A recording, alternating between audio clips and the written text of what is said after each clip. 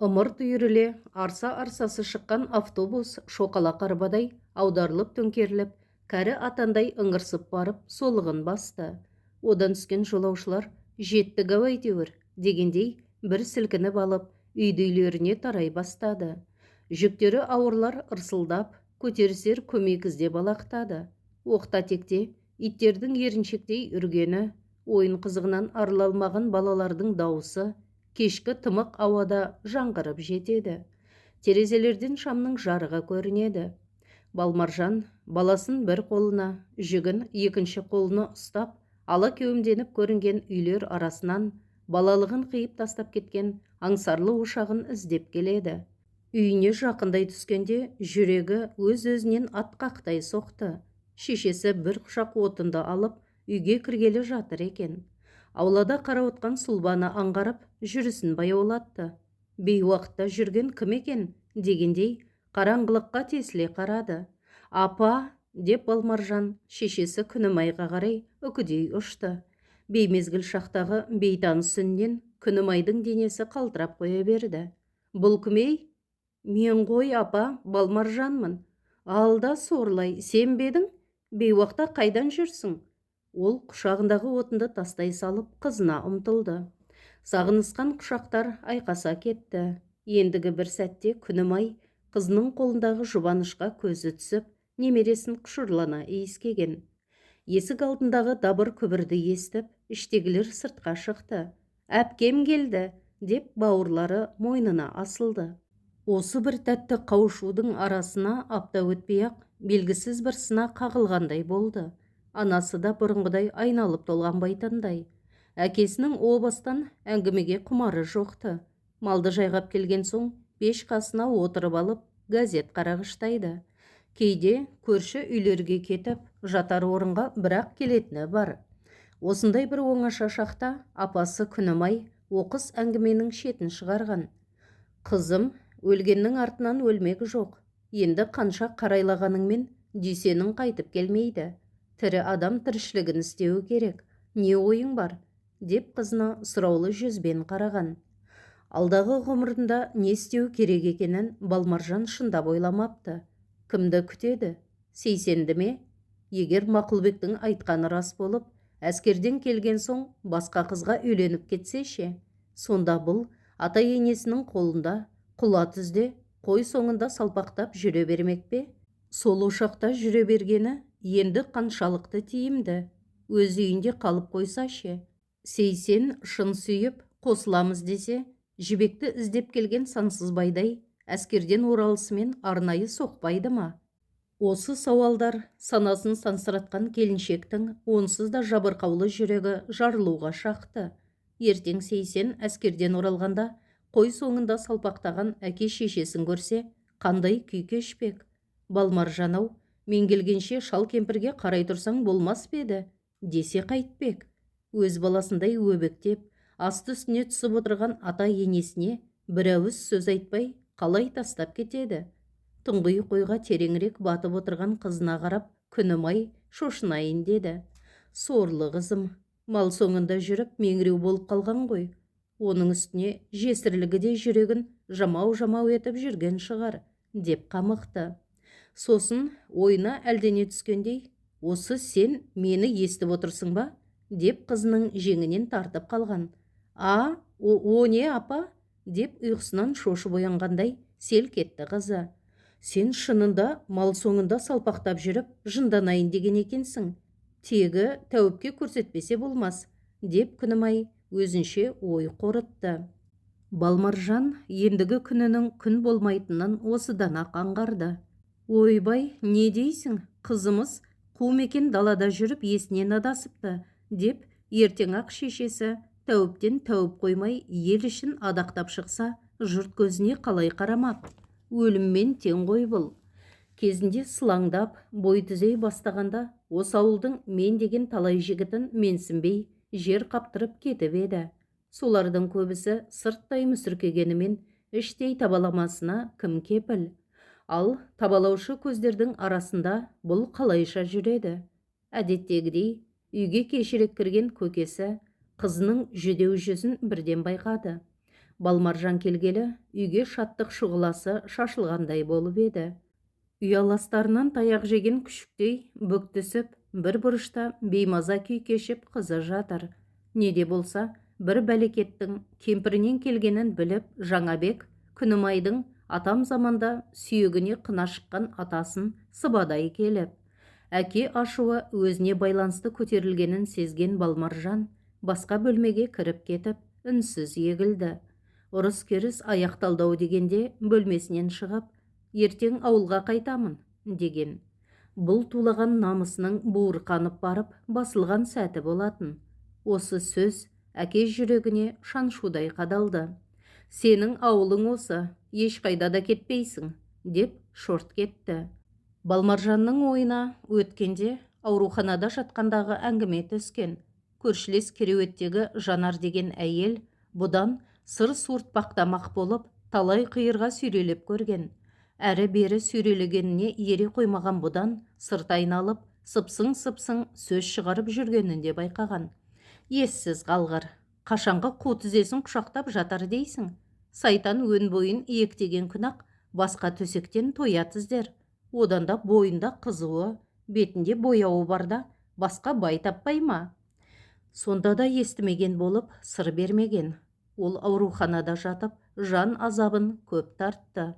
Мүсіркей қараған көздер бір мезі етсе, жесір келіншек жетегіме ермес пекен, деп дәмеленген еркектердің ұры көздері әбден шаршатқан. Ол ауруханадан шыққанша асыққан. Енді осы әңгімеден құтылдым ба, деп жүргенде өзге емес, өз шешесінен күтіп беді, сезім суытқан суық сөздерді. Ол неде болса, көз көрмес, құлақ естімес дүниенің әлде бір түкпіріне кетіп қалғысы келді. Ойлай-ойлай тапқан тұрағы, келін болып аттаған ақ босағасы еді. Бұдан басқа өзін кім күтіп отыр?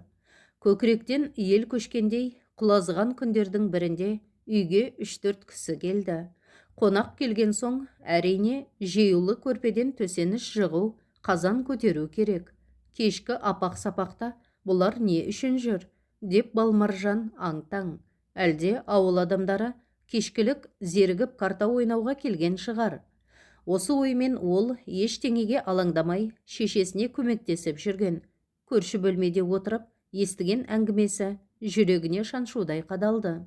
Жақа, деп даусы қарлығынға, күбі қарын жуан кісі итіне отырып сөз бастады. Бұрынғы ата-баба салты, естіп біліп келіп отырмыз. Бір қызыңыздың бағы ашылмай үйде отыр екен. Әйел 40 шырақты деген. Бәлкім, бағы ашылып кетер. Біздің мына Дегдербектің әйелі қайтыс болған. 2 жарты 1 бүтін болса дейміз. Сіз ия десеңіз, жөн жоралғымызды табыстап, той қамына кіріссек. Жанабек Жанармен жер шұқып отырып қалды. Құдайдан ол осы күнді күтіп беді. Жұдырғын тарс жұмып алыпты. Ол келгендердің бас терсін ауыздарына қаптайын деп отырды да өз-өзіне тоқтам салды. Құда түсіп келгендердің арасында ауданға атышулы арыз қой отырғанды. Оның үстіне ауылға сыйлы кісілерді ерте келіпті. Әйтпесе бұларды ма? Бағанадан бері өзін басынғандай болып отырған құдаларды үйден қалай қуып шығудың амалында ойластырған. Ақыры, қызымның өзі біледі, деп күңк етті. Қонақтар бір-біріне қарасты. Отырып, бір жұмадан соң қайта ораламыз. Кесімді сөзді сонда айтарсың, деп орындарынан көтерілген. Осы кезде ойда жоқта қонақтар отырған бөлмеге кірген Балмаржан, қайтып келіп әуре болмай-ақ қойыңыздар. Сіздердің делқұлы Дегдербектеріңізге тигенше асылып өлгенім артық, деп жағалай отырғандарды сонадай шағып алды да кері бұрылып шығып кетті. Келгендер келіншектің бұл сөзіне ләм-мим деп жауап қайтара алмады. Тентектік даңқы алысқа кеткен Дегдербектің шылауына мұны байлап бермек болған үлкендердің ісі ерсақ еді. Соңын сезгендей сүмірейіп олар сыртқа тырнадай тізіліп шыға берген. Қап атаңа нәлет-ай, осы жоралғыға жоламайын-ақ деп едім, Жұман жәкем болды ма? Енді жердің үстімен келіп, астымен барамыз, деді Нұралы кебісін киіп жатып. Жер жаһанды өртеп біткен Дегдербектің қай қылығын тізбектеп жатамыз. Осындай оспадарға айттыра келген аталарда да ақыл жоқ екен-ау. Бұ дүние не болып кеткен өзі, деп түннің әлде бір уағына дейін Балмаржан көз ілген жоқ. Құлдыраңдап жүгіріп жүрген жұбанышты көргенде Балмаржанның көңілі мың құбылады. Әкесіз өсіп келе жатқан ұлын іштей аяйды. Емшектен әлдеқашан шығарған ұлын тамақтандырып ерте ұйықтатады. Кейде терезенің тырсылына алаңдап, көзі ілінбей жатқан жұбанышқа түсінсін, түсінбесін ертегі айтып береді. Анасының аялы алақанында жатқан ұлы мұрны пыс-пыс етіп ұйқыға кетеді. Ұлының бетін сүйіп, басын иіскеп жатып Балмаржан күндізгі аласапыран ойларынан бір ауық арылғандай күй кешеді. Шаршағаны басылады. Көңілі де байыз тауып қалады. Танауы пыс-пыс етіп жатқан ұлына телміре қарап, оның ертең есейгенде қандай азамат боларын ойлайды. Әкесіне тартса, әрине жаман болмас. Сонда ғой Балмаржан бүгінгі қорлығының бәрін ұмытар. Үміті үмітпен жалғасып, ертеңгі күнінен бақыт шуағын күтіп бір ой жетегінде жатып, өзі де ұйықтап кеткенін аңғармайды. Кейде түсіне Дүйсеннің кіретіні бар. Төркініне келгелі оңаша бөлмеде жатқандықтан ба, төсегіне жартылай шешініп кіреді. Ана жақта ата-енесінен ұялып, сырт киімдермен-ақ құлай кететін. Қазір ғой оңаша бөлмеде шарайнаға қарап, шыр айналып, құлын мүсініне қайта-қайта үңіледі. Уыз денесін көріп сүйсінеді. Кейде осылай айна алдында кібіртіктеп, төсегіне кештеу құласа, іштегі аңсар сезім жыландай арбап, өн бойын бір ысытып, бір суытады. Жар төсегінің құмарына қанбай жатып, жесір қалды. Жаутаңдаған жаны жүдеуленіп, әлде бір есірік сезім тұла бойын тінтіп, жаны жай таппайтын түндері жиілеген. Еркек иісін аңсаған көкірегі қақ жарыла жаздайды. Омырауы сыздап, еркектің қуатты қолдарын аңсайды. Жастықты жұмарлап, жанын қоярға жер таппайды. Ыстық қаны бетіне шауып, ажары мың құбылады. Жүрек шіркін, аңсарлы сәтін аңсағандай дүрсілдеп қоя береді. Тұла бойын алапат құштарлық сезім билеп, тоят түнін тағатсыздана күтеді. Осы бір сәттік сезім үшін бәрінен де бас кешуге пейіл. Кейде ыңырсыған дауысы шығып та қалады. Мұндайда сіңлілерінің бірі келіп, әпкем ауырып қалыпты ғой, деп, мұның серпіп тастаған көрпесін қайта жауып кететіні бар. Айдаладағы іргесінен жел азынап кіретін киіз үйде емес. Жып-жылы бөлме болғасын ба, құштарлық сезім жетегіне жиі берілетінді шығарды. Кейде жұбаныш ыстықтап, немесе шөлдеп оянғанда, өз отына өзі өртеніп жатқан келіншек ештеңені аңғармай қалады. Балаң жылап жатыр, емізсеңші, деп айқайлайды мұндайда анасы. Жұбаныштың емшектен шығып кеткенін білмей ме, әлде ұмытып кете ме, осы сөзді жиі қайталайды. Сонда барып, селк еткен Балмаржан өксікті өміріне лағнет айтып, зорға дегенде басын көтереді. Көкпардан келіп, атынан дүңк еткен Дүйсеннің елесі ауаға сіңіп ғайып болып, ол есеңгіреп ұзақ отырады. Тәтті елестің өзін тәрк еткен апасына налиды. Азаппен ағараңдап таңда атады. Ақыры шыдамады. Атасы мен енесіне қайтуға жиналды. Шешесі, қыста қиын болады ғой, деп жібергісі келмегенмен соңынан өзің білерсінге тоқталды. Атам мен енеме ораламын деп кеткенмін. Оның үстіне Дүйсеннің жылын бермей, үлкендердің рұқсатын алмай кетіп қалғаным қалай болады? Апа, мені де түсініңіз. Күйеуі қайтыс болып, қайтып келген қыз, деп мені сырттай саудалаушыларда табылатын көрінеді. Бүйтіп сендерге де, өзіме де салмақ салмайын. Жақсы ит өлігін көрсетпес, дейді ғой. Тағдырға не шара, шіріген бір жұмыртқа болармын. Мені кешіріңіздер, деп даусы дірілдей кідірді.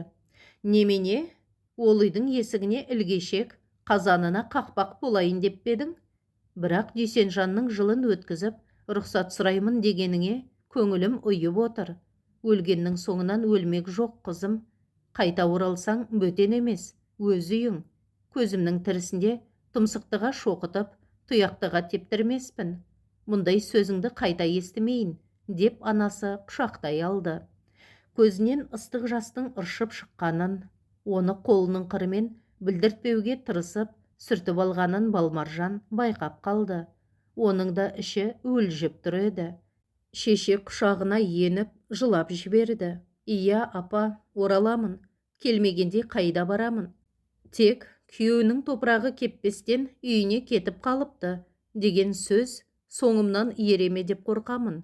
Одан арғысын көріп алармын, деп бойын жинап алды Балмаржан.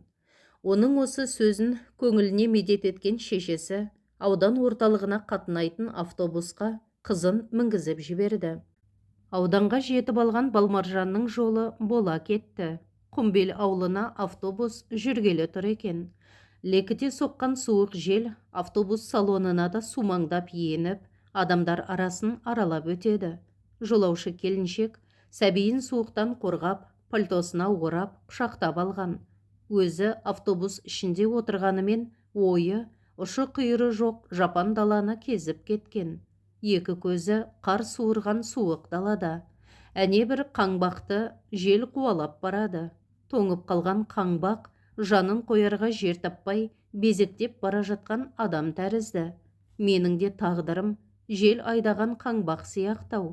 Ұшарымды жел, қонарымды сай біледі, деп торықты келіншек. Мына бір ызыңдаған сұмырай желде көңіл құлазытады. Безек қаққан қаңбақ қар астында қарауытқан жусаннан басқа көз тоқтатарлық сұрқы жоқ дала жан дүниеңді зіл батпан салмақпен езіп жаншитындай. Сондықтан ба салон ішіндегі кібіртік әңгіме шашылған тарыдай бытырап, басы бірікпеді. Жол бұралаңы да бұлтарысы да көп, жайлы да лайлы да соқпақтар қаншама.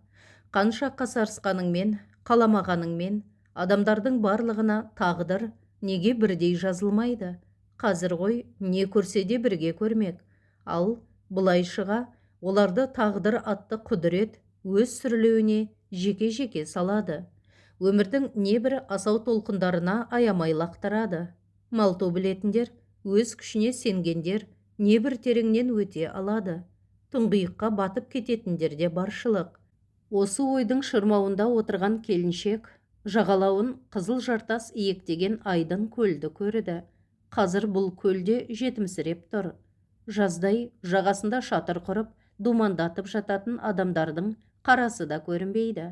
Бар қызығынан тоналған көлдің қазіргі көрінісіне қараудың өзі аянышты.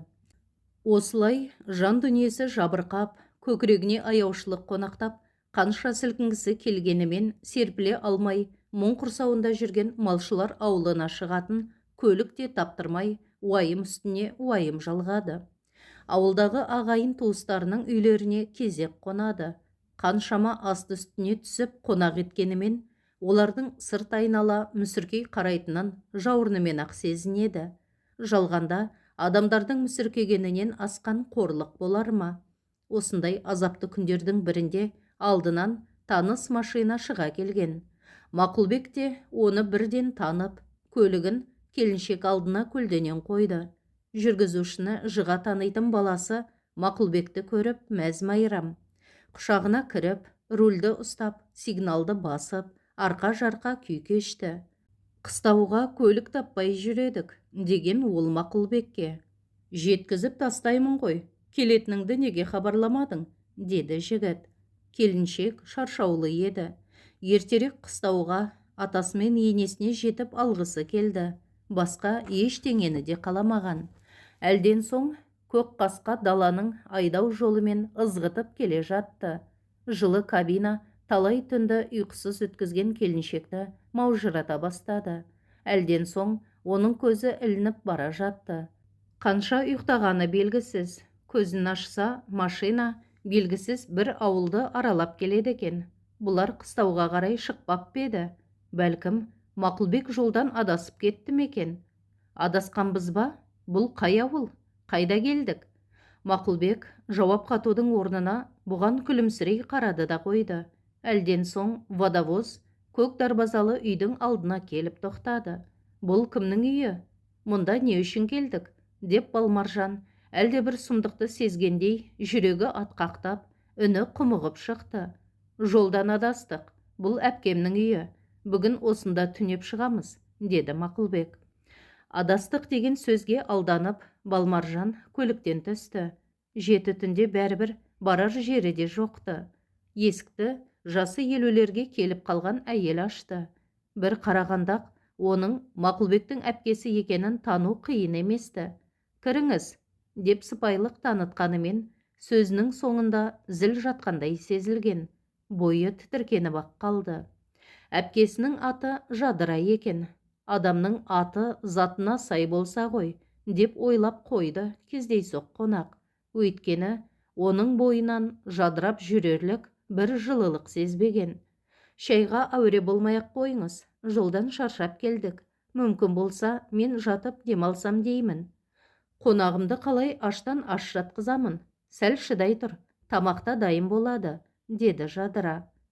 Тамақ үстінде үй иесі қонақтан көз алмады. Расында, Балмаржанның тал шыбықтай бұралған сымбатты денесі, көркіне сай жібектей мінезі оны да қайран қалдырғаны еді. Бір баласы бола тұра, әлі де құлын мүшесі бұзылмапты. Інімнің ғашық болатынындай да бар екен. Балмаржанға бөлек бөлмеге төсек салып берген. Ол үйді бөтенсіді ме, әлде түн ішінде беймезгіл келгеніне ұялды ма, кірпігі айқаспай-ақ қойды. Әлден соң әпкесі мен інісінің сыбырлай сөйлескенін құлағы шалды. Әпке, менің айтып жүргенім осы Балмаржан ғой, деді Мақұлбек тұншыға дыбыстап. Қайран інім-ай, сұлудың қақпанына түскен екенсің, деп Жадыра ауыр күрсінді. Бұлар неге сыбырласып жатыр? Әпкесінің бұл қай сөзі? Деп Балмаржаннан тағат кетті. Ертеңіне бүкіл ауыл Жадыраның інісі келіншек әкеліпті, деп осы үйге ағылды. Балмаржанның қасарысқанына, жалбарынғанына жаны ашыған жан табылмады. Мақұлбек өлердегі сөзін айтып, ант су ішкен.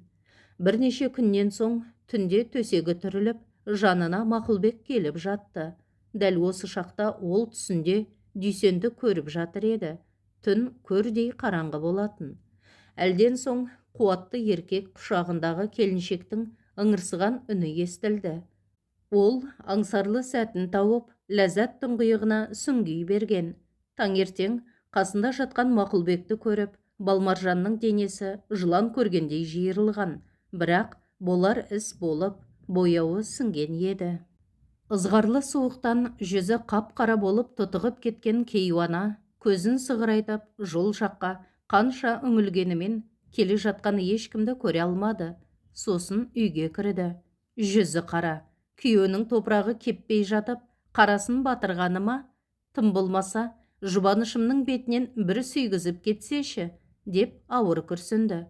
Қайдағыны шатпа, бәлкім жұбаныш тағы сырқаттанып қалып, шығалмай жатқан шығар. О несі сонша таусылып, деп шалы басу айтқан. Жүрегім бір жамандықты сезеді, бұл кешігуі тегін емес, деп Бақтыгүл бүгежектей қалды. Сол түні екеуі де төсектеріне шешінбестен жата кетті. Көктем шыға Мақұлбек машинасын өткізіп, Кенді қалаға жұмысқа ауысты. Қаратаудың баурайында жаңадан бой көтерген қалаға жастар ағылып келіп жатыр еді. Жұмыс табу қиын болған жоқ. Уақыт шіркін өз дегенін істейді. Бастапқыда күйеуін ұнатпайтын Балмаржан бірте-бірте оған да үйренді. Ожарлау, шүңірек көз, қоңқақ мұрын күйеуінің жұбаныш десе шығарға жаны басқа. Арақтан да аулақ жүрді. Тапқанын келіншегінің алақанына салады. Әйелді бақытты ету үшін дүние кезіп, бар байлықты жинаудың керегі жоқ. Оған аялы алақан, мейірімді шуақ, мөлдір махаббаттан артық бақыт жоқ. Обалы не керек? Мақұлбек жан жылуын аямады, алақанына салып аялады. Балмаржан өзін күтіп қалған атасы мен енесін жерге қаратып кеттім-ау, деп үнемі қапаланып, қорынып жүретін. Тұрмыс түзеле бастады.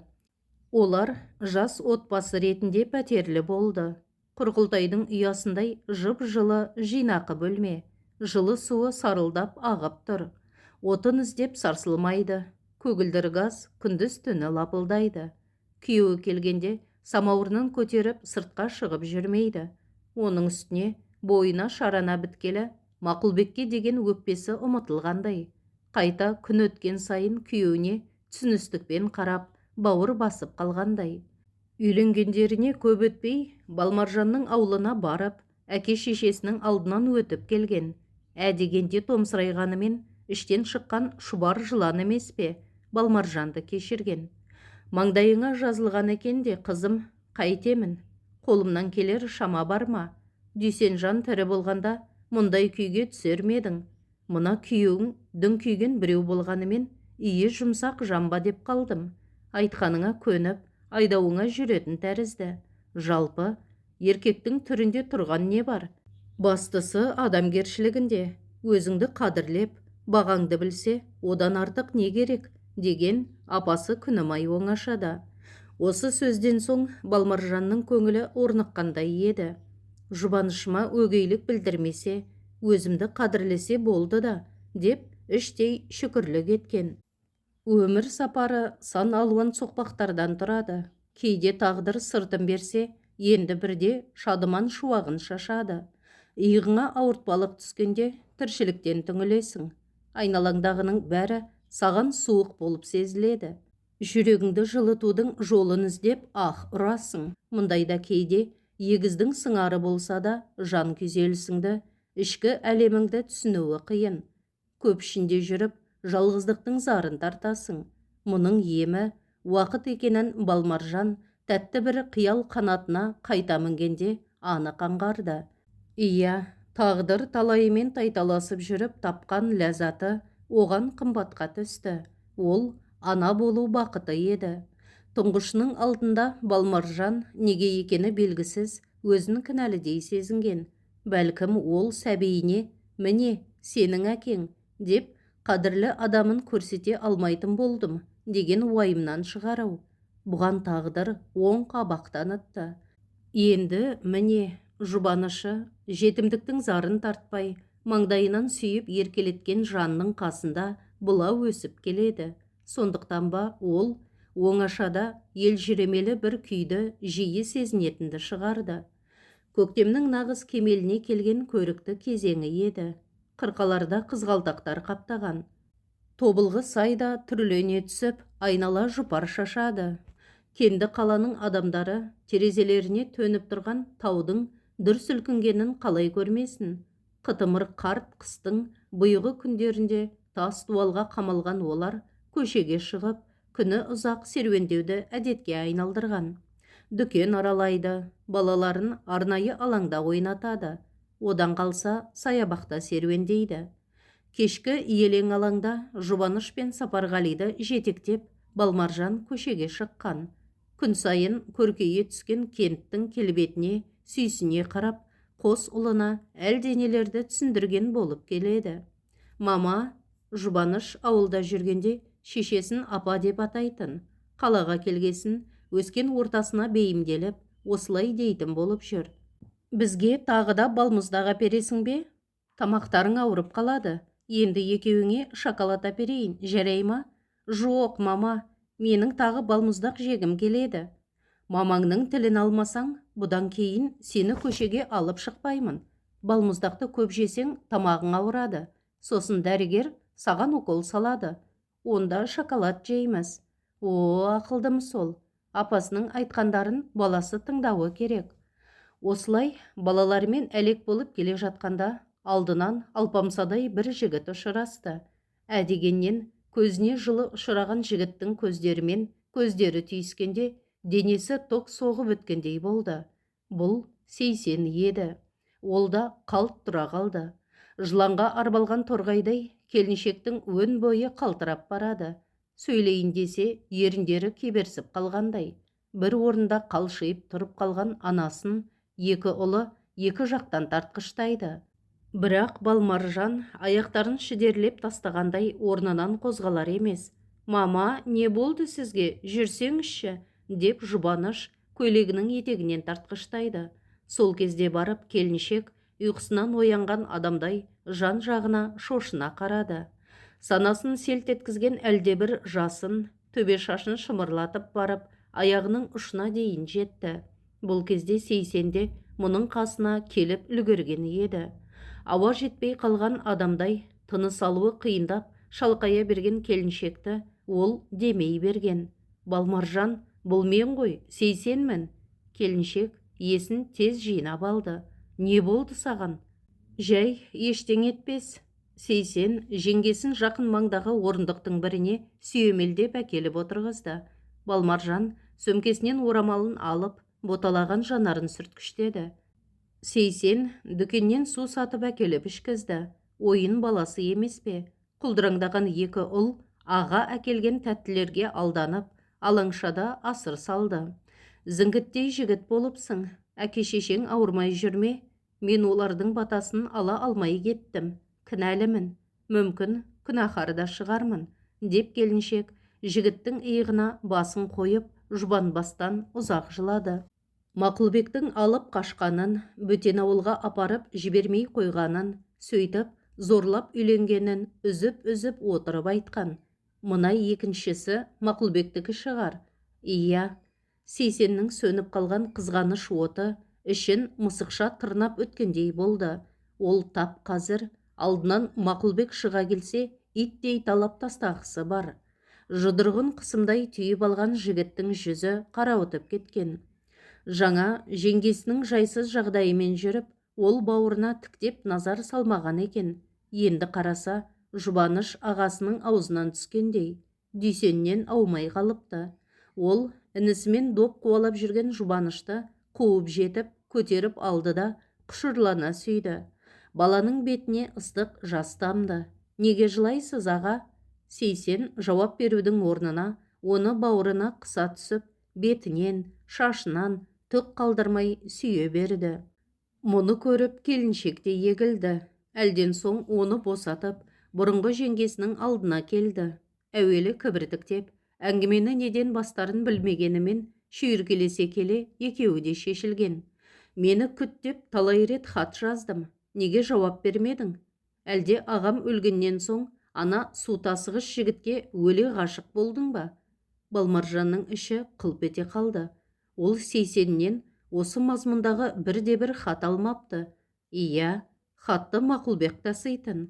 Бәсе, кейбір хаттың аузы ашылып қалғандай болушы еді. Сұмдығын ішке бүккен екен-ау. Әу баста Мақұлбекті суқаны сүйе қоймайтын. Ожар мінезді, арсы күрсіңдеу жігіт сияқтанушы еді. Қамқорсынып, жиі-жиі келгіштеген сайын Балмаржан жыландай жиырылатын. Сол бір сұмдық жек көрушіліктің құпиясы енді ғана ашылғандай. Келіншек тиянақсыз тағдырына тағы да лағнет айтты.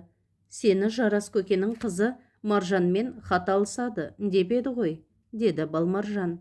Бәлкім, мені күт деген хатты соған жолдаған шығарсың. Сейсеннің көзі шарасынан шыға жаздады. Қайдағы Маржан? Мақұлбек айтқан. Жарас жәкемнің қызына хат жазады. Маржан хат алған сайын құлпырып кетеді деп. Ол кісіні мен білемін ғой. Оның Маржан деген қызы мен әскерге кетпей тұрып-ақ тұрмысқа шығып кеткен. Байы бар қатынға хат жазып мені жын ұрып па? Сен де соған сене қалып, сұрастырып білмейсің бе? Кімнен? Ау, айналаң толы адамдар емес пе? Кез келгенінен. Сейсеннің қаны басына шапты. Мақұлбекті сырттай айызы қанғанша сыбап алды. Содан соң әрі-бері теңселіп жүріп, келіншектің қасына қайта отырды. Балмаржан жанындағы жабырқаулы жігіттің басын тізесіне қойып, қайратты шаштарын нәзік алақанымен тарағыштады. Оның сиқырлы саусақтарынан тараған жылу жігіттің жүйкесін жайландырып, көңілін тыныштандырды. Келіншек әрі-бері жүрген жүргіншілерден қымсынған жоқ. Оның да кеудесіне запыран толып қалған еді.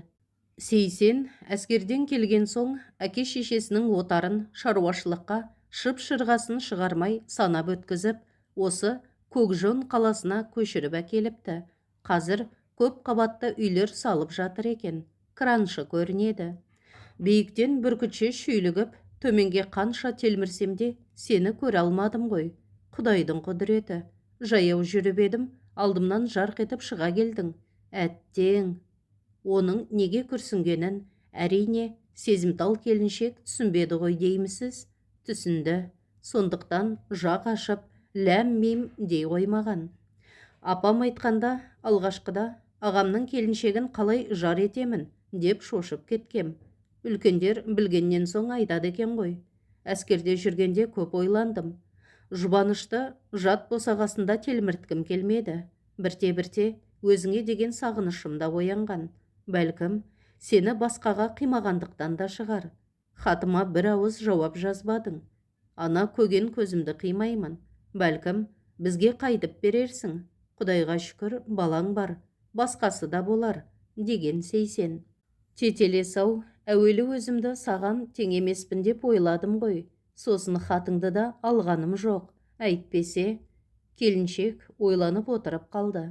Әлден соң есіне әлдене түскендей, әдемі жымиысына салып, ендігі үйленген шығарсың, деп сұрады. Жоқ, деді Сейсен жұлып алғандай. Демалыс алсам, сенің төркініңе барып, сұрау салғалы жүредім. Өзіңді де, Жұбанышты да, әке-шешеммен қайта табыстырып, олардың кәрі жүректерін жібітсем-ау, деп қаншама түндерім армандаумен өтті. Төбемнен түскендей болдың ғой, Балмаржан. Жұбанышымды көрдім, бауырым тіріліп келгендей. Енді оны әке-шешеме көрсетсем, қарсы болмайтын шығарсың. Бірақ бұл кездесудің жақсылыққа апармайтынын екеуі де сезді. Мақұлбектің іштарлығында шек жоқ. Балмаржан оны біледі. Сейсенмен көшеде кездескенін, екеуі жол жиегінде орындықта ұзақ отырғанын естісе, арғы жағының немен тынарын болжап болмас. Балмаржан өлердегі сөзін айтты. Апа атама көрінуге бетім жоқ. Жұбанышымды олармен қауыштыруға қарсы емеспін. Алайда, осы кездестіруді жан баласы білмейтіндей жасырын ұйымдастырудың орайын өзің келтір. Уәде осы болды. Сейсен ештеңеден алаңсыз, шешесімен ілесіп кетіп бара жатқан бауырының соңынан ұзақ қарап тұрды. Көкжон кішігірім кент. Желдей гулеген әңгімеге кім тосқауыл қоя алады?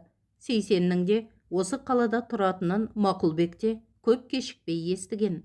Аяқ астынан көңілі қоңқ етіп, орта түсіп қалды да, әлде қашан қоламтаға айналып, бір жолата сөнді деген қызғаныштың қызыл иті, оқыс бас көтеріп, сайтан көргендей шабалана үрген. Үйге кірсақ болды, бұйығылығына басып, томаға тұйық жатып алатынды шығарды. Келіншегіне орынсыз тиісіп, қазымырлана, әрнені сұрағыштайды. Жұмыстан келе жан-жағына бүйідей тиіп, қырып жойып, кіді мінезін тыймаған соң ба, отбасының шырқы бұзылды. Осы бір долы дауылдың қайдан соққанын Балмаржан айтқызбай түсінген. Сондықтан басқа қалаға көшейікші дегенде үндемей құтылған.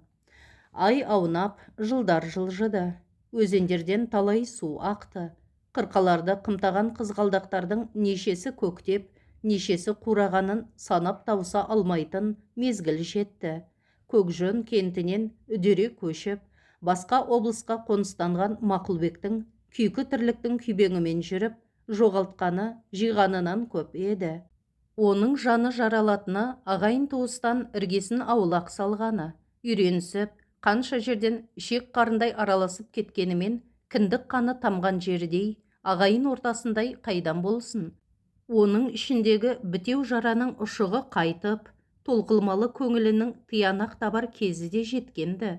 Жұбаныш оқу бітірді де, Алматыда қызметте қалып қойды. Одан кейінгі балалары да елбесіп, селбесіп, біреуден кейін, біреуден ілгері өз арбаларын өздері сүйретіп жүр. Екі қызы тұрмысты болды, жиендерді жетектеп келіп тұрады. Сырт көзге төрт құбыласы түгел секілді көрінгенімен, оның да көкірегін тырнап жатқан түйткілі бар. Оның ендігі ойы, балалар өгейсініп кетпей тұрғанда, өзінің көзінің тірісінде ағайын туыспен табысу. Қазақстанның қай түкпірі де болсын, атамекен саналғанымен, адам туған топырағын аңсайды екен. Жырақта жүрген жетім шал өзін жартыкеш жанға ұқсататын.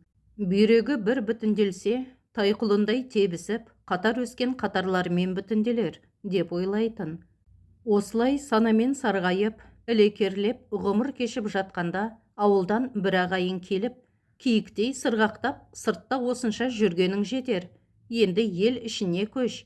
Қисая кетсең, сүйегіңді сонау қиырдан сүйрелеп жүрмейік. Ағайынмен, қатарластарыңмен табыс деген. Онсыз да жүрегі құрғыр сыздап, беймаза күй кешіп жүрген. Қашайын деген киік еді, сауырға таяқ тиіп еді деген. Ел ішіне қалай көшіп барудың ретін таппай жүрген еді. Қилыбектің қиыла отырып та, батырып та айтқан әңгімесі құр сүлдерін сүйретіп жүрген Мақұлбекке қамшы болды. Ол туысының тұспалына тоқтады. Жырақта жүріп май ішкенше өз ортама барып шәй ішейін деген ойға қалды. Замандастары еске түскен. Қилыбектен біраз жайға қанықты. Көз көргеннің біразы ендігі топырақ томпайтып үлгеріпті. Бары белі бүкірейген шал кемпірге айналған. Ыңқыл-сыңқылы көбейіп, төсек тартып қалған құрдастары да бір қыдыру. Көңілі кәдімгідей жұтаңсыды.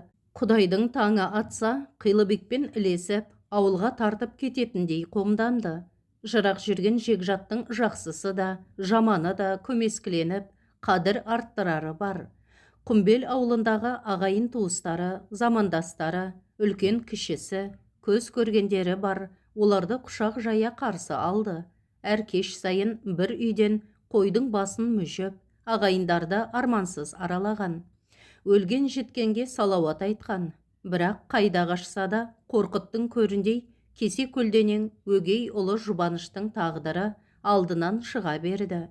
Балмаржанның соңынан еріп келген бір балаңыз бар сияқты еді.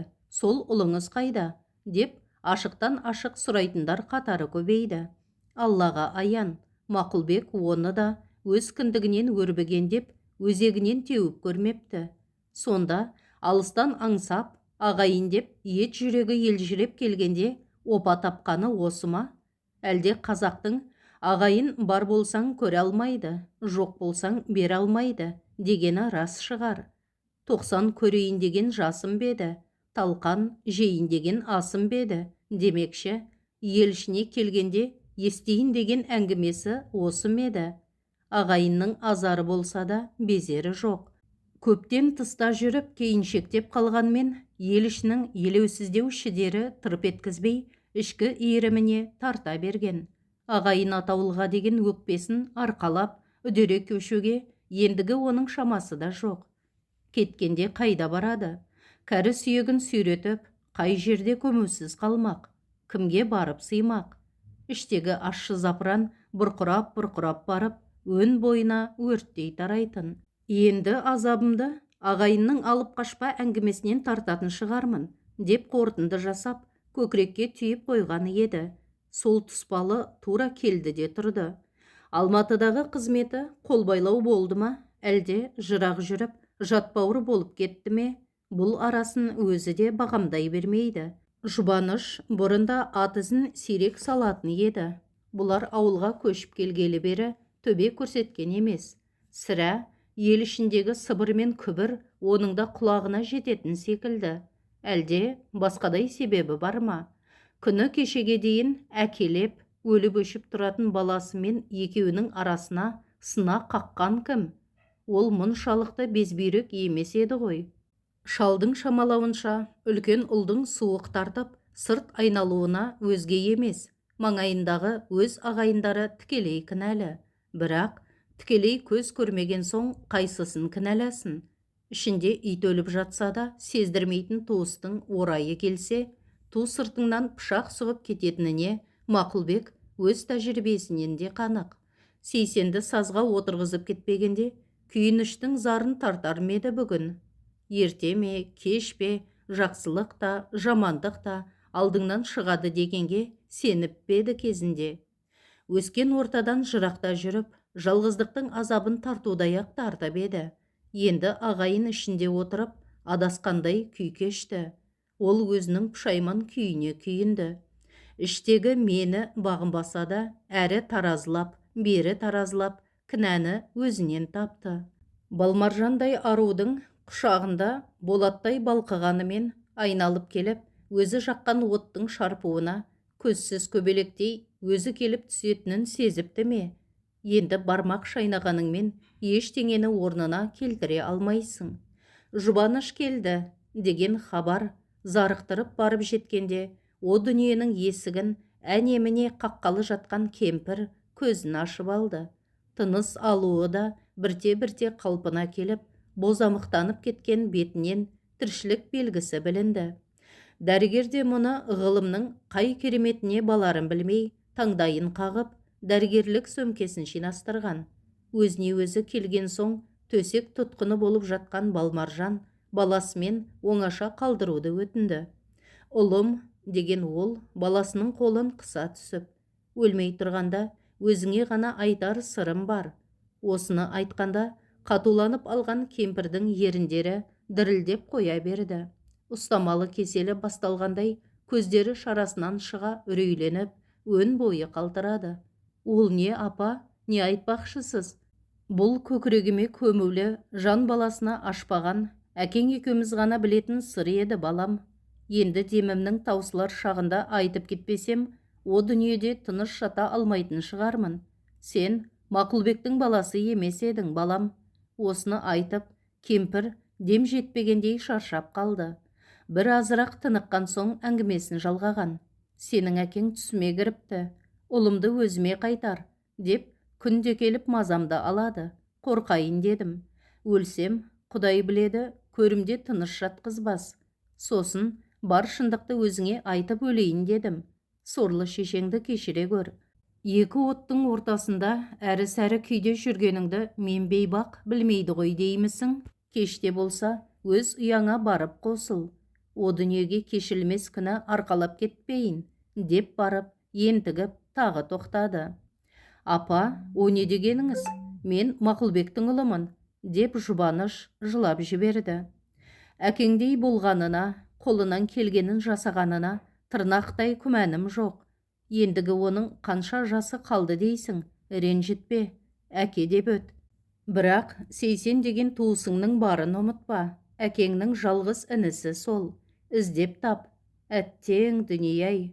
Сол жолы қалғып кетпегенімде, сен бұлай екі ұдай ғұмыр кешермедің. Не албасты басты екен мені сол жолы.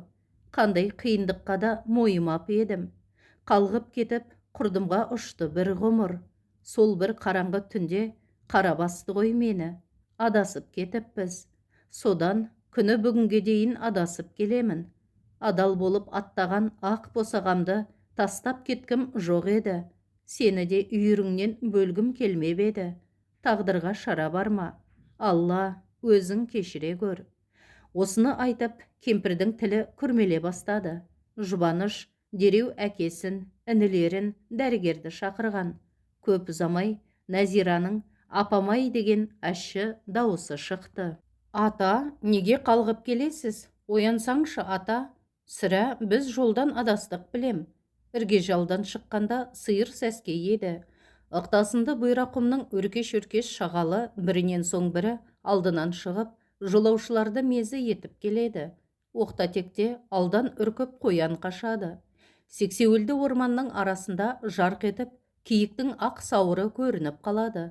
Отармен жүрген ақ бөкендер шағыл басынан одырая қарайды. Тыныштығымызды бұзған кім? Деп таңырқайтын тәрізді. Қауқарсыз шал мен атқа мінгескен баланың шарасыздығын оларда сезеді ошамасы. Бірер мәрте секіріп барып, қалт тоқтай қалады. Сосын бастарын жерге иеді. Мал соңына мініле-мініле, әбден ерқашты болған шабан торы тебінбесе, анда-санда бүйіріне қамшы тимесе, ілбей басып, шалды мезі етіп ақ келе жатқан. Тебіне-тебіне шаршады ма, әлде шағылдардың теріскей жағындағы қардан көзі қарықты ма, жиі-жиі қалғып кете беретінді шығарды. Әккі жылқы жүрісін баяулатып қана қоймай, тұра қалып, күтірлетіп, шөп жылып жейтінін қайтерсіз. Тағы бір шағылдан асып түскенде немересі атасының Насыбайдың күшіне иелітіп, ұйықтап келе жатқанын анық сезді. Ата деймін, ата, түзуленіп отырсаңызшы, аттан құлап қаласыз ғой, дегенде барып көзін ашқан. Расында жолдан қияс кетіп қалған екен. Қилыбек шал атынан түсіп, немересінде аударып алды. Жүрелей отырып Құран оқып болып бетін сипады. Ата, бұл әулиелі жер емес қой. Ескі жұртқа да адам деген Құран оқи ма? Деді немересі Жомарт. Шал жауап таппай аңтарылып тұрып қалды. Қапелімде ұрымтал жерді дөп тауып, сөзден ұтқан немересіне одырая қарады. Балам, бұл қыстаудың хикаясы бір күн жырласаң да таусылмайды. Осында Тойшыбек деген шал қыстайтын. Балмаржан атты келіні барды. Балмаржан десе, Балмаржан еді өзі де. Осындай ибалы да көрікті келіншекті тағдыр аяған жоқ. Көкпарда жазатайым аттан құлап, күйеуі қайтыс болды. Соны менің Мақұлбек деген жақыным зорлап алып қашты. Балмаржанның соңында бір ұл кеткен. Басқа ұяда өсті. Соларға сіңіп кетті. Қазір Алматыда. Не бізбен, не Мақұлбектің ұл қыздармен араласпайтын кісі киік болып алды. Қайтеді енді? Есейгенде әкесінің бөтен екенін білді. Шешесі өлгелі, бауырлары да барыс келісті үзген.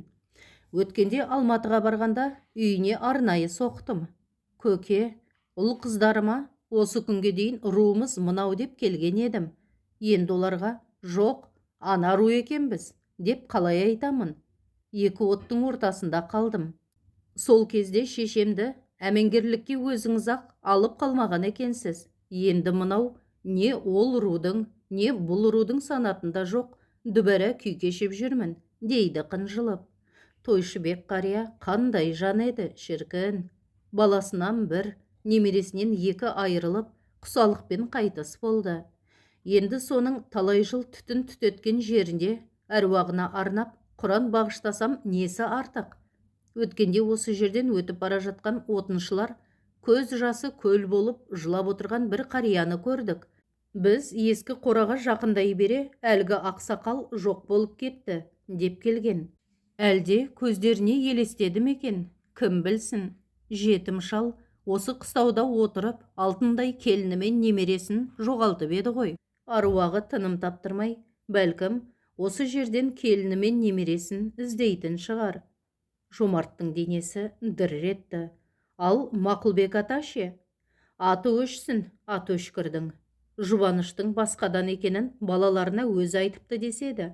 Балмаржанды дүйсен жатқан қорымға жатқызбай, басқа молаға жерлеткен қылығын ел айтып жүр бүгінде. Өзі де аты жаман ана бір аурудан қиналып өлді. Жан алқымға келгенде Алланы айтып, кешірім сұрау орнына дүйсен келе жатыр, мені өлтірмекші, деп үрейленді деседі. Алланың құдіреті күшті ғой, жазасын тартты да. Осыны айтып, қарт атының үзеңгісіне аяғын салды. Сосын атына немересін мінгестірді. Көк аспаннан лекіте бұлт көшті. Бірін-бірі қуалап бара жатқан бұлттар әлденеден үркіп қашқандай. Жомарт жөңкіген бұлттарға қарап еді, түрлі бейнелер сұлбасы шыға келді. Әне, ана бір бұлт қоюлана ұйысып, айдаһарға айналды да, соңынан тарам-тарам болып сөгіліп, жыландай иретіліп барып, басқа ұлпа бұлттарға сіңісіп кетті. Өкпе жақтан соққан суық жел жолаушыларды тоңдырды. Жомарттың артына қарай-қарай мойны талды. Әлдекім қуып келе жатқандай бойына қорқыныш ұялап, атасына тығыла түсті. Алыстан ауыл қарасы көрінгенде шабан торы қамшы салдырмай жүрісті үдетті. Көп кешікпей аталы немерелі екеуі ауыл шетіне ілікті. Жолаушылар оң бүйірлей жүріп, ұзын көше бойына түсті. Кенет үйлердің бірінің ауласында әдемі бір әуен аралап келіп, ат үстіндегі екеудің құлағына құйылды. Әнді шырқап жатқан жап-жас қыз, бірақ даусы қандай ашық, әсерлі. Олар ән айтып отырған үйінің тұсынан өтіп бара жатты. Балмаржанның немересі ғой мынау. Әжесі де Шәмшінің осы сағынышым менің әнін нақшына келтіре өте әдемі айтушы еді-ау, деді Қилыбек күрсініп. Неге алыстап кеттің? Неге көп іздеттің? Үмітімді менің болдың үзгендей. Сағынышты өмір, қазір шіркін көңіл, көлде аққу қалқып, жалғыз жүргендей. Осы әнді Үшбас өзенінің жағасындағы қырықтықтан Балмаржанның өзі айтып тұрғандай сезілді қартқа. Өн бойын шымырлатқан әуенге езіле құлақ түріп, атасының жылап келе жатқанын немересі селкілдеген иықтарынан аңғарды. Осы кезде нөсер шелектетіп төгіп өтті.